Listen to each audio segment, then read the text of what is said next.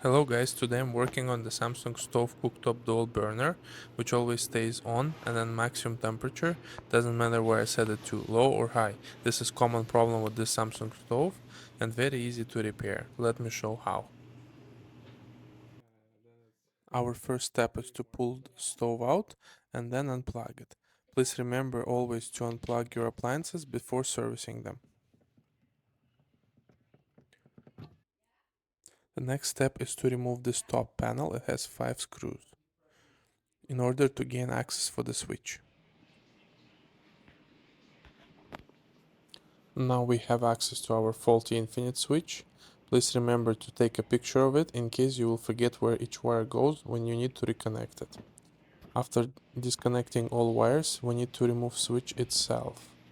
In order to do it, please pull the knob out and remove 2 screws on the sides.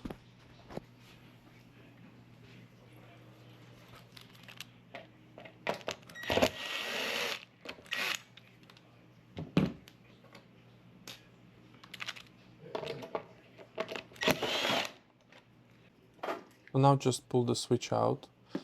Here I have an old switch next to a new one. This is the part number for this particular switch, but always double check proper part number with your model.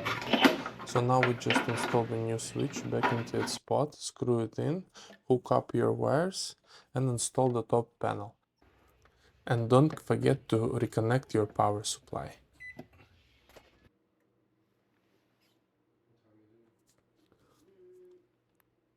Here I'm testing the burner in different position, and as you can see it's turning off properly in different heat options.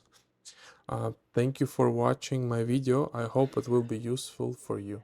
Thank you.